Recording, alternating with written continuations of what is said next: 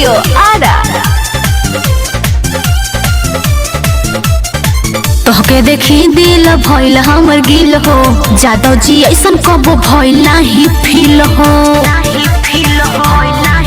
हाँ तोके देखी दिल भइल हमर गिल हो, जादव जी ऐसन कबो भइल नाही फील हो। नाही लागी केहू से डर जब बनब मरद, नहीं लागी केहू से डर जब बनब मरद। लोग कहे कई गो लवर बनवलू हो।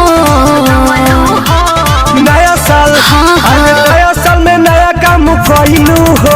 अच्छा वो हिरान के तू भइलू हो। चुप रहा। नया साल में नया काम भइलू हो। माल वो हिरान के तू भइलू हो। ओए होए माल वो हिरान के तू भइलू हो। माल वो हिरान के तू भइलू हो।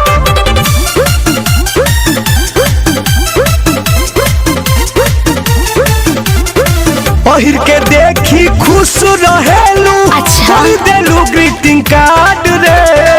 आवना कोरा में आके समझा, नहीं लगी तोरा जाड़ रे।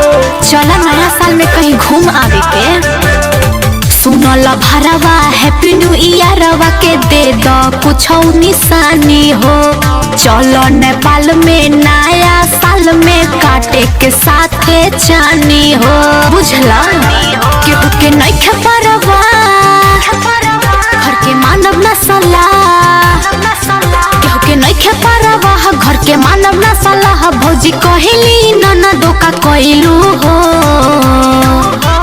नया साल आज नया साल में नया काम कइलू हो। सचो माल वो हिरान के तू भइलू हो। आई हो दादा। नया साल में नया काम कइलू हो।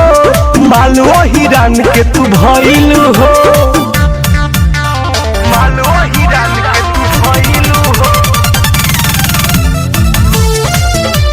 माल वो हिरान के तू भइलू हो।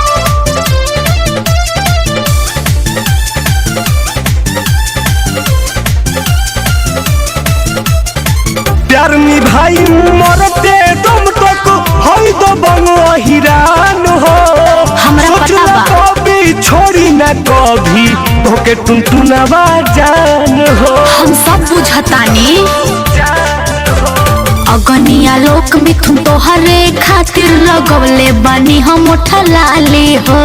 पहिला प्यार के पहिला ह तोहफा आके आदि तो चाटो हाली हो। ए बाबू सुना हमरा बाटे पसंद जादव जी के लइकन। हमरा बाटे पसंद जादव जी के लइकन। कहब तू ही आदत धरइलू हो। नया साल आज नया साल में नया काम कइलू हो। माल वो हिरान के तू भइलू हो। नया साल में नया काम कइलू हो। माल वो हिरान के तू भइलू हो।